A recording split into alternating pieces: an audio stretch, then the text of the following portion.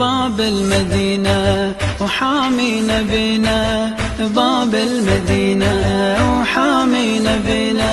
علي علي علي علي علي منهج، علي تلهج باسمك املاك السماء، علي صولة وعلي جولة، علي بتار ودماء، علي سجدة على خده للعلي دمعة همة، علي غيرة وعلي غيرة من كفول فاطمة.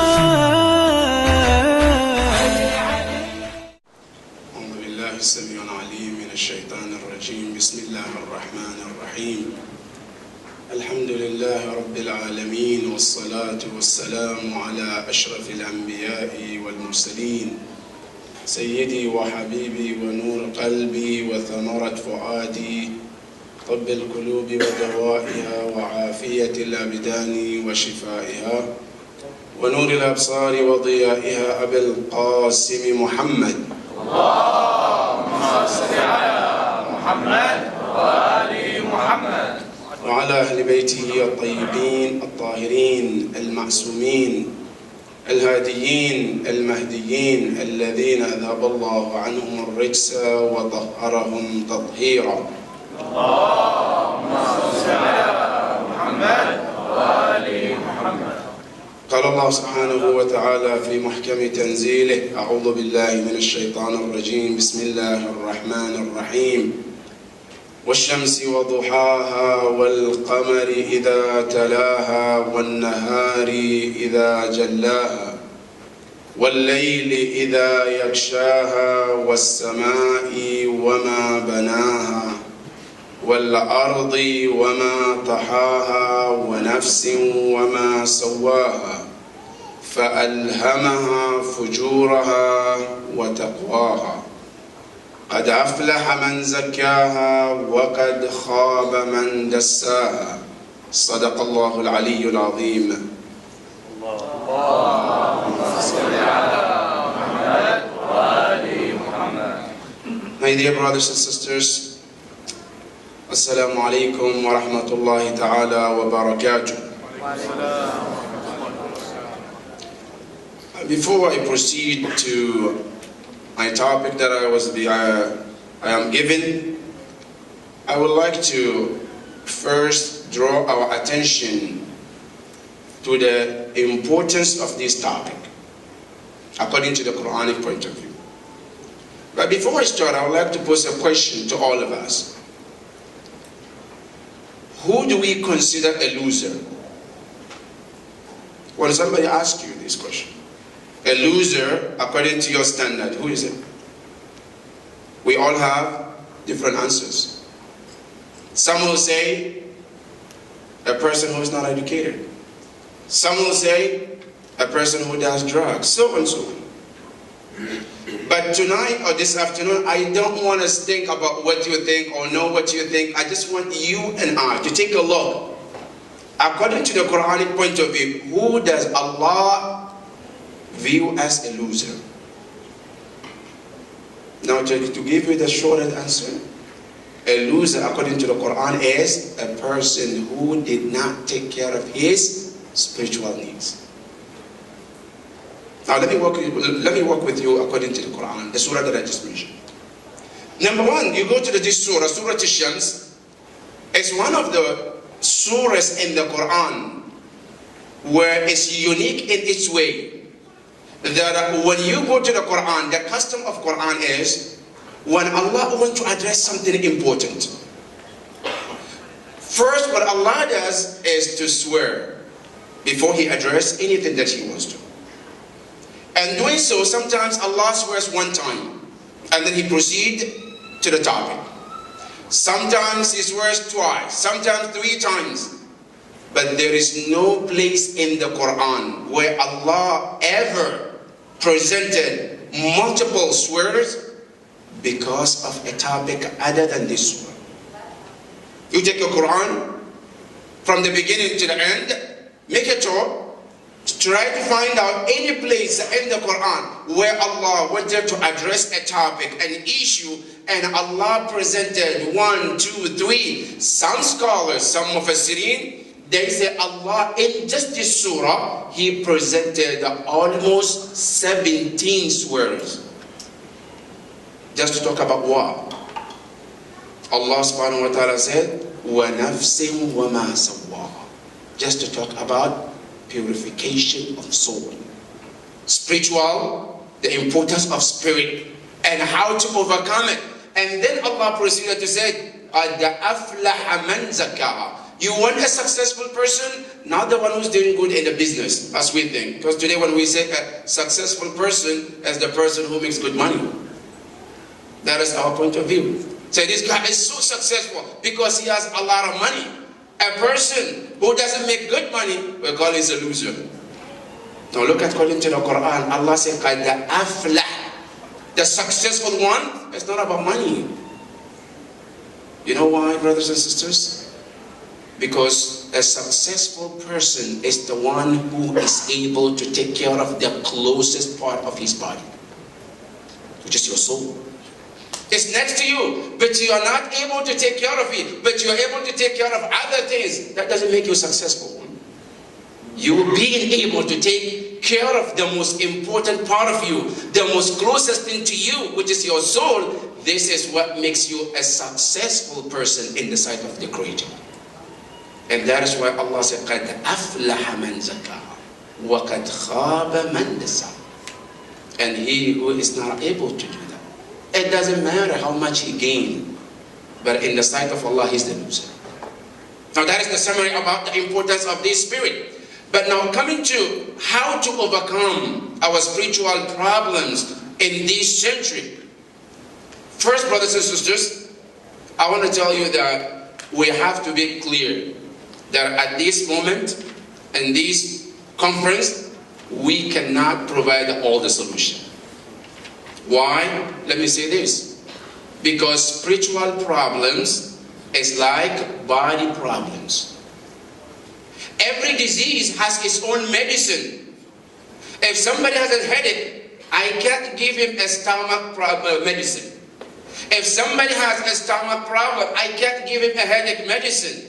I have to first know what is the disease and then prescribe the medicine.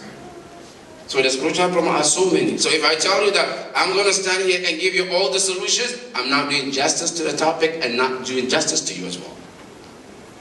But I will tell you, I will try to provide you some of the solutions, general solutions, our scholars who have given some solution that can help us, where we can take it home while we are in this conference.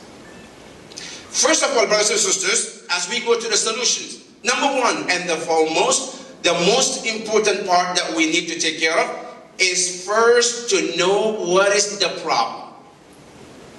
I have a spiritual problem, but I need to know what exactly it is. You have to find out first. Now that is the most important, because when you go to the doctor is a doctor, he can help you out. But first you have to let him know what is the problem. Then he can prescribe the medicine. Because as I mentioned, every medicine cures certain things. When you go to the drugstore or pharmacy, they have so many medicines in there. But every medicine is meant for a specific disease. And for your information, by the way, even the names of Allah that we have 99, some of us, we think that all the 99 attributes, you can pick anyone and then just use it the way you want. But that's not the case, brothers and sisters. Because every attribute is there for a specific problems. When you go to our scholars, they define that. For example, if you want to be rich and you want to call upon Allah, and I'm making sure that I'm using this example because that is what is easy to remember. I want to be a rich guy, a rich person, I have a lot of money. I want to call upon Allah to make me rich. Now you go to 99 attributes.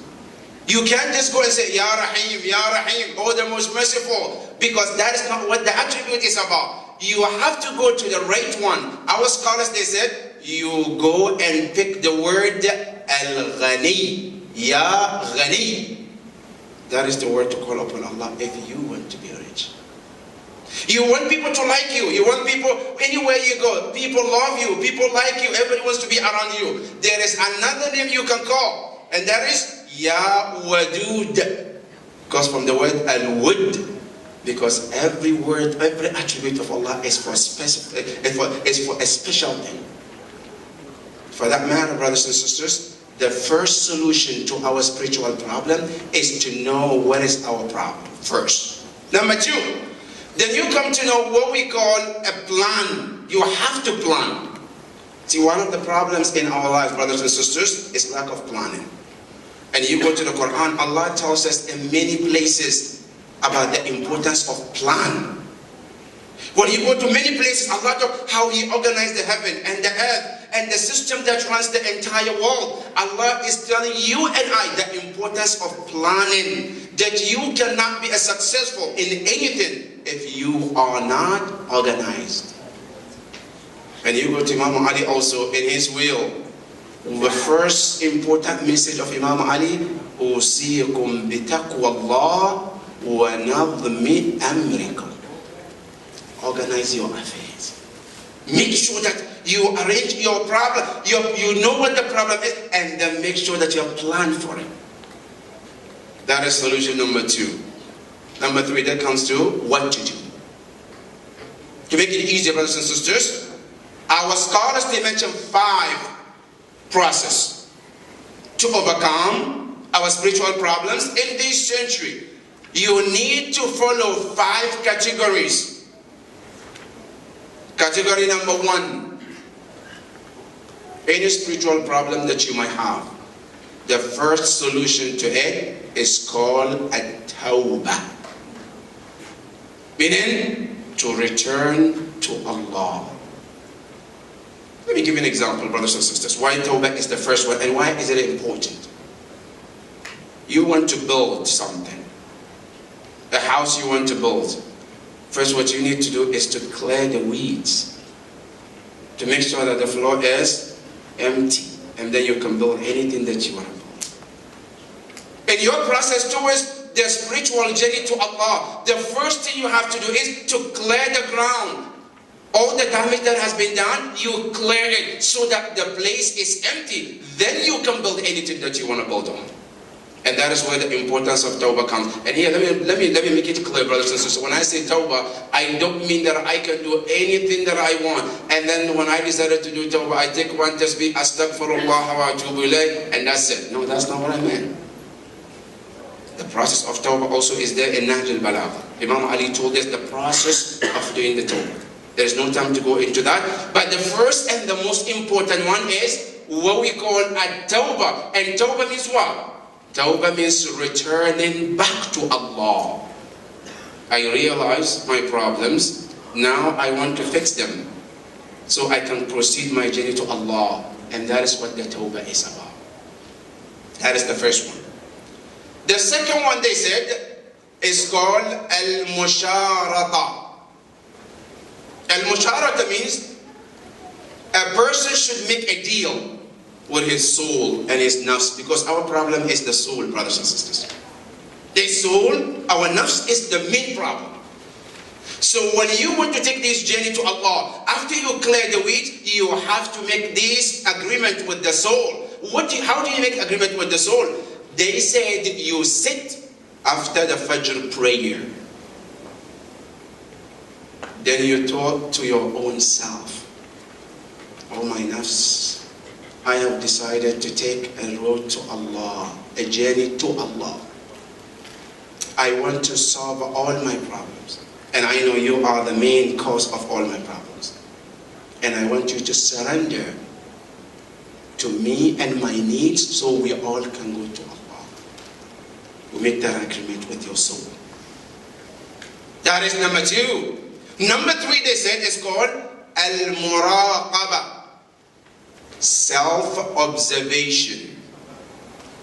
Every single moment, you observe yourself. In other words, you put yourself under a camera. You're watching yourself every single day. Meaning that before you say something, before you do something, before you go somewhere, you stop to ask yourself, does it please the Lord? If it does, then you proceed. But if it does not, you refrain. You observe yourself everything that you do. You have to put yourself under a camera where you observe yourself for every time. Saying, eating, movement, everything that you do, you always observe yourself by asking yourself this question. Does it please Allah or not? That is number 3. Number 4, the scholars say they call it al-muhasaba. Self-accounting. You account yourself. See, one of the things, brothers and sisters, we all have bank account. And the bank account that we have, anytime you go to shopping, days, 2-3 days, you sit down and make sure that you know how much you spend, how much you have. But one book that we don't have is the book of check and balance about our deeds and with Allah subhanahu wa ta'ala. How many of us have that checkbook? It's called al-muhasaba. And this, they said, is on daily basis. And every day at night before we go to bed. You take a paper and pen. And what do you do with that? You draw a line in between. You write good and bad. Now start to count all day long. What did I do to displease Allah? You put it on the right side. What did I do today to please Allah? You write it on the left side. And then make it a comparison. Which one is more? If the good deeds are more, then you will thank Allah for giving you such a blessing to serve Him more than the sin. Now if it's the other way around, the bad deeds are more than the good deeds, then immediately you go and do the tawbah and ask Allah to forgive you for the bad deeds, and also make a commitment that day or that night that tomorrow I want to make it better. But here there is a point I want to mention, brothers and sisters. Sometimes people, as we try to grow in the spirit and a spiritual journey, what we do is that sometimes we lie to ourselves. For example, I find 20 bad deeds. Tomorrow I say, I'm not going to sin anymore. You know, it's not going to work that way. Tomorrow, you can't stop everything at once. Our scholars, what they advise, if I have 20 bad deeds, you cut it down to 10. Say, tomorrow I'll try to cut it down to 10 or 15. And then you work with yourself the next day.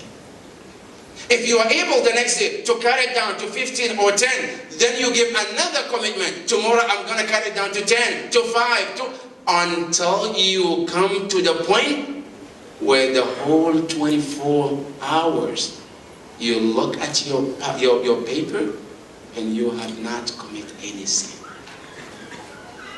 And here you are, brothers and sisters. The day that you are able from dawn to sunset not commit sin, you know what our Imam Ali called it? Our dear Imam called it the day of Eid for you. And here comes